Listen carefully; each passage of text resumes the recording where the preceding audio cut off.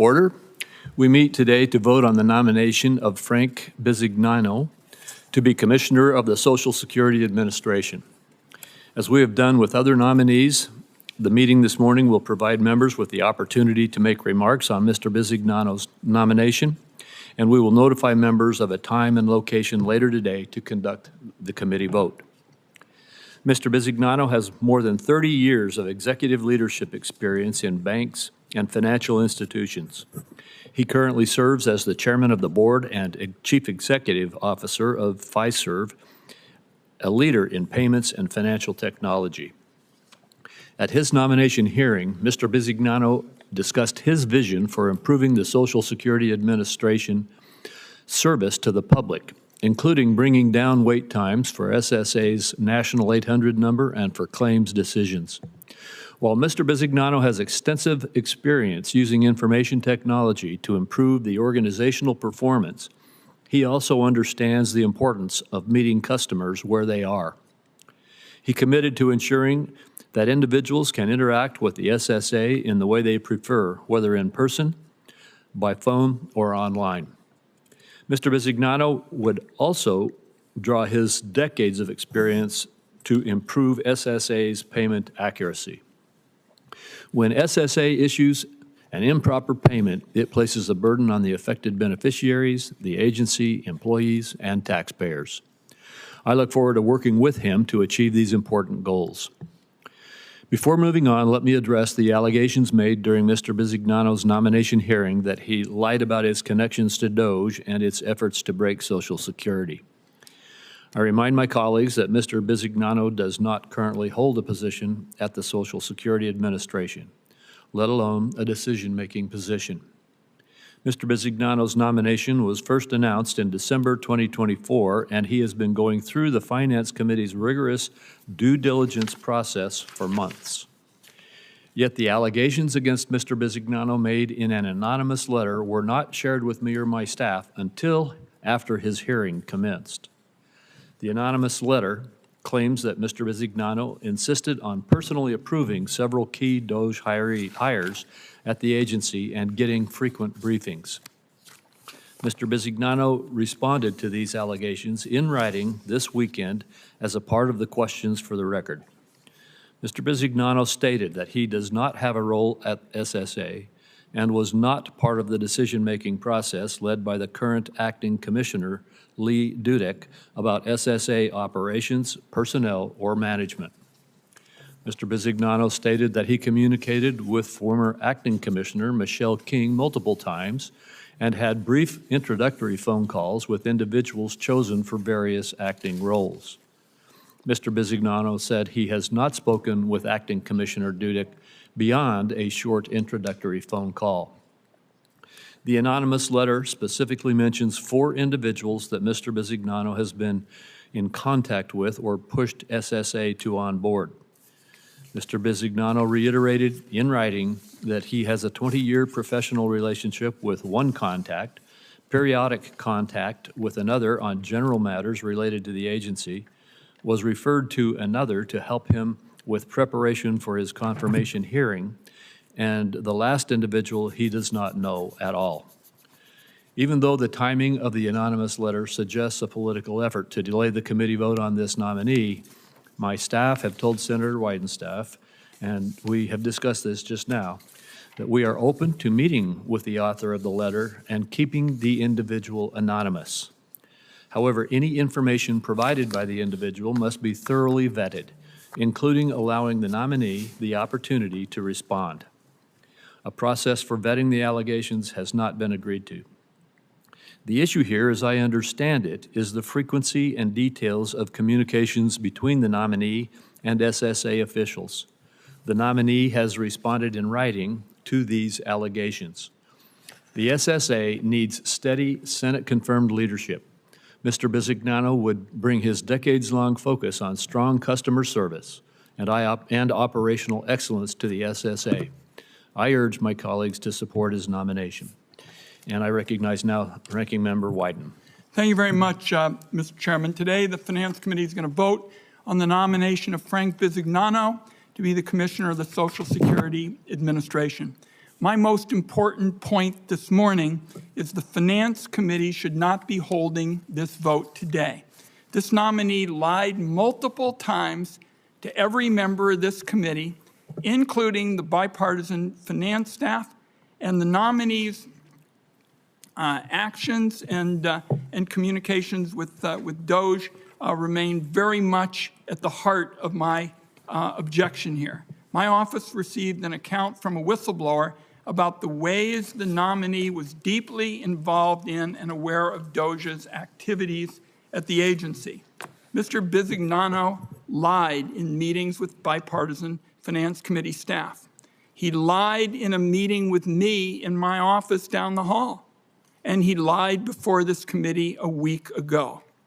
I asked the nominee, for example, if he had a part in speeding up the hiring for Akesh Baba, a DOJ acolyte who was rushed into the agency after other members of DOJ had trouble persuading career officials to cut corners and ignore safeguards and privacy laws.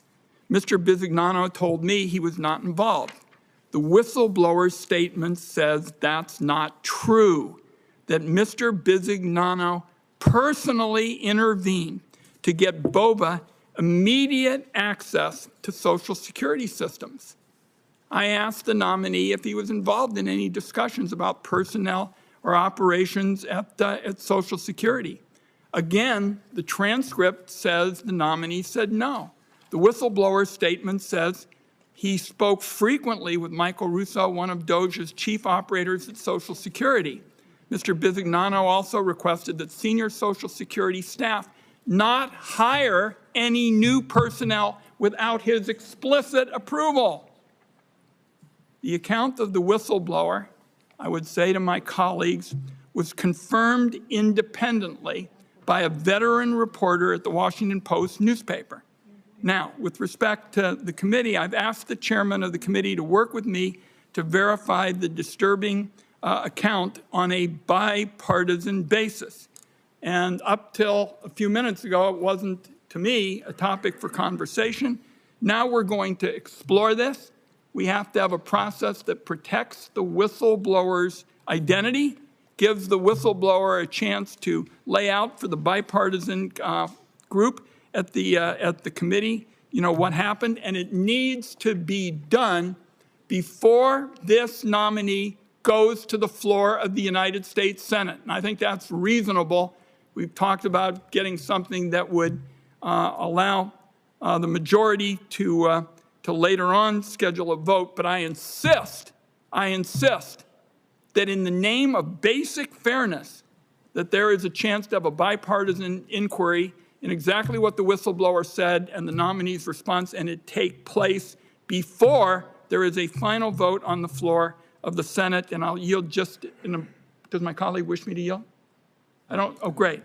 I would just conclude this part of my remarks. I think it would be a dark day in the history of the Finance Committee if we surrender our ability to hold truth to power. The chairman and I have worked together on a lot of issues. We have plenty of disagreements, but we've never gone to basically ignoring whistleblowers who are well regarded in terms of the substance of an issue to have a chance to speak truth to power.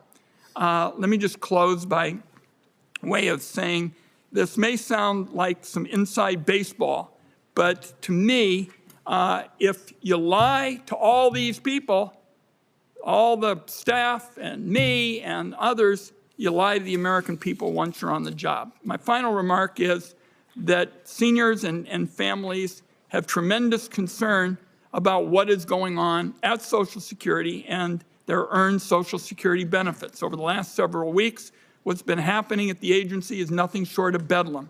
Radical changes in customer service over the phone, website connectivity problems, dozens of regional and field office closure announcements. The whiplash is confusing and discouraging Americans from getting their benefits. And if a senior or somebody with a disability can't access their Social Security, that, in my view, is DOJ stealing their money. The nominee today is going to be a person who has come from business and has made a career of swooping in, firing workers, selling off pieces of a company, and merging with a competitor. These practices may be good for shareholders, but they hurt American families. So we, Senate Democrats, are not going to stand by idly while Trump's cronies take a sledgehammer to Social Security and deprive seniors of their earned benefits under the false banner of fighting fraud. And as I reminded the committee last week, the amount of fraud taking place from Social Security's retirement and disability benefits is 0.009. The whistleblower summed it up to me. This whistleblower, who's got expertise in the field, who bravely provided the Finance Committee with their testimony, said that the nominee to run Social Security will not temper the chaos, but bolster it. I urge my colleagues to vote no. Thank you, Senator Crapo. Thank you, Senator Whiten, and I will just comment briefly in response, and then we'll go on to any other senator who wishes to make a statement.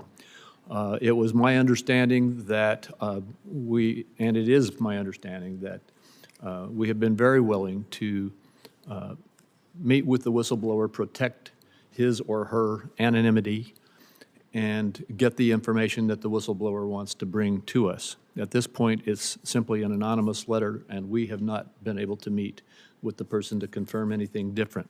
We also insist that if there is information presented, that the information presented needs to be made available to the nominee so that he can respond to the allegations. If we can work that out, we will do so. Let me just repeat what I think our understanding is, and I think we have come to some progress. One, we're going to protect the whistleblower's identity. Two, we're going to have an independent process. And three, it's going to be done before this nominee is on the floor of the United States Senate in front of all our colleagues.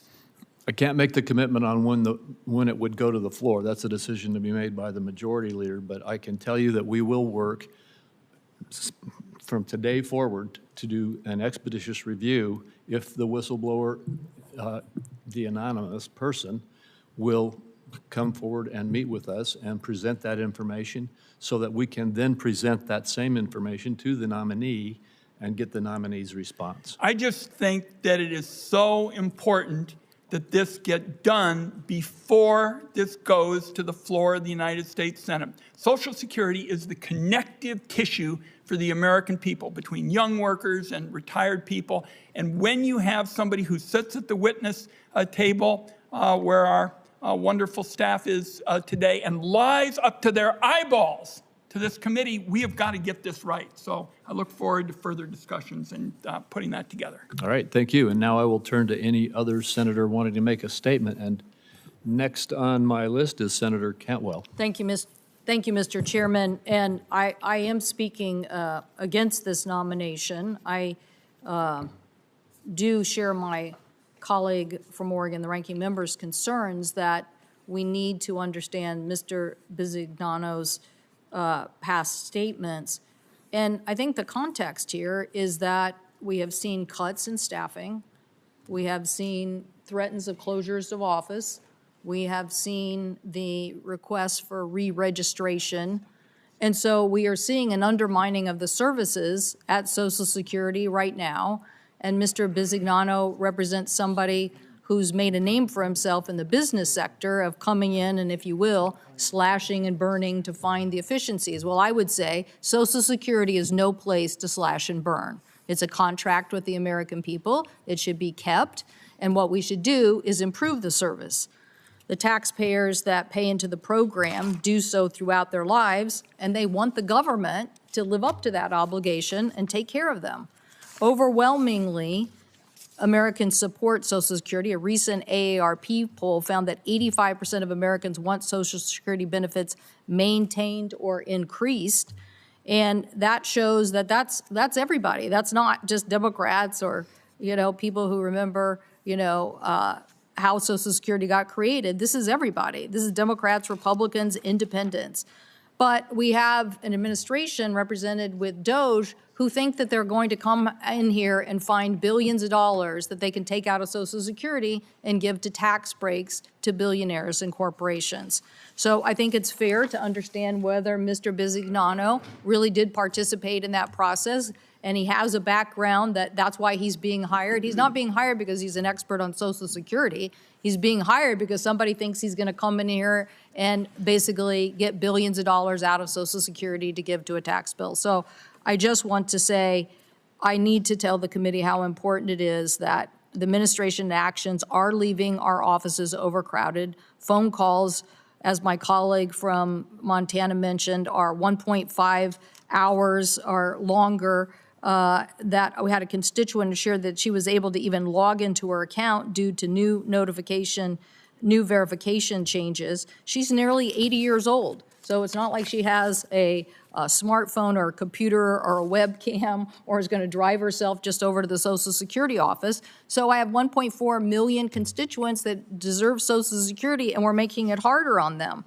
And the instance I mentioned in Mr. Bisignano's hearing is that Social Security wrongfully declared one of my constituents, Ned Johnson, dead. His monthly benefit was withheld. Thousands of dollars in previously paid benefits were clawed back out of his joint account he shares with his wife. The erroneous determination set off a bureaucratic nightmare, and ultimately he had to wait in line at the federal building. But guess what? Guess what? They're still withholding his money, his most recent check. They are still withholding his payment. Why does he have to wage a war just to get his Social Security benefits? We cannot afford more of this thinking in this position. We need to make sure that we know the answers, and I do not believe that we have them today. Thank you. Let me just say before moving forward, no one on our side, including the nominee, has said that they are going to cut Social Security benefits. In fact, the president has made it clear that he will not support cutting Social Security benefits. And the bottom line is the nominee is not even at the Social Security Administration yet. Well, I beg to differ. My constituent, Ned Johnson, would want to know why the heck, out of all these years, he has to wage a war just to get his benefit. And it's because there's been a chilling effect. And I think that the issue is that is he being hired, and did he participate in the DOJ discussion? So I'm against his nomination, but I think we deserve to know the answers to the question the ranking member is asking. Mr. Chairman? Briefly. Yeah, very, very briefly, and I appreciate it. You know that my background is working with the Great Panthers. I was director for a full 7 years and have really studied the issue of privatization, and that's the issue I have raised in this committee.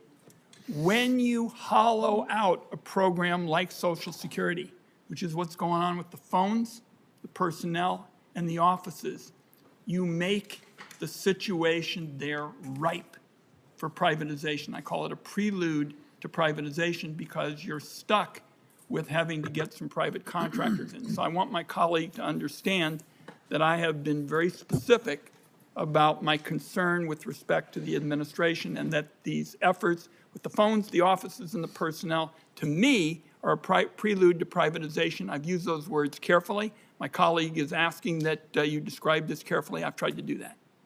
Well, thank you. I'll just say again, no one has talked about privatization either. The president has said he's not going to tamper with Social Security. In fact, the law prohibits us in the tax bill that Senator Cantwell referenced, prohibits us from looking at Social Security, which we aren't doing anyway. The point is that this is not something that this nominee is even involved in, even if it were happening. The issue before us today is the nominee. And I see only one other senator present. Senator Warnock, did you wish to speak? Yes. Please do. Thank you, Brother Chair. Since I was sworn into office over 4 years ago, I have received more than 32,000 messages from Georgians about Social Security. And I can tell you that folks all over my state are deeply concerned about Social Security. One thing is undisputed, and that is that Mr. Elon Musk, who in effect is functioning as co-president, said that Social Security is the biggest Ponzi scheme ever. So we know what he thinks about Social Security. And if he's heading this effort of supposedly going after waste, fraud, and abuse, the guy in charge of that thinks that Social Security is a Ponzi scheme, then I think folks in Georgia have real reason to be concerned. And so that's why I asked Georgians to send me their questions. I represent them here. I wanted to know what were the questions that they thought the nominee to lead the Social Security Administration should be presented with. And in just 2 days, I received over 500 responses, over 500, and 260 unique questions from Georgians about Social Security. My office summarized these questions for the nominee, Mr. Bisignano, and sent them directly to him to answer. But it's important to me that each of these questions is ultimately addressed by the Trump administration. And so, Brother Chair, without objection, I'd like to enter these questions from Georgians into the record. Without objection. Georgians asked about this nominee's plans to ensure their benefits are not disrupted by DOGE. They asked about Elon Musk accessing their personal data. They asked about disability wait times and approval backlogs.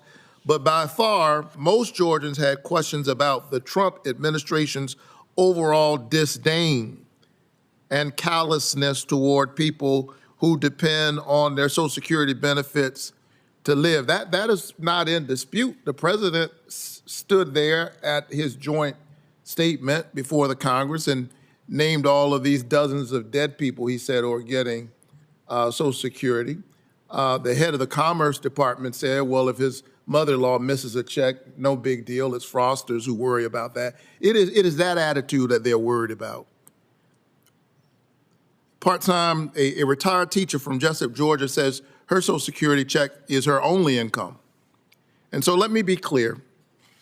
Reducing phone services, scaling back field offices, and firing staff will make it harder for people to have their questions answered. These are all cuts to services and therefore cuts to benefits. I hope if he's confirmed that Mr. Bisignano can do what he says he wants to do and make Social Security work better for Americans. I'm rooting for that, but I'm concerned based on what we are hearing and what we are seeing from the Trump administration and from co-president Elon Musk, that they will break up Social Security. And I don't have confidence that this nominee can realistically be the backstop we need against Elon Musk, against DOGE, at the Social Security Administration to prevent my constituents from losing access to their hard-earned benefits. And for that reason, I'll be voting no on Mr. Bisignano's nomination, and I urge my colleagues to do the same. Thank you, Senator Warnock. We will now procedurally recess and reconvene for the committee vote on the nomination off the Senate floor. Members will be notified when that timing is confirmed. Without objection, is so ordered. The committee stands in recess.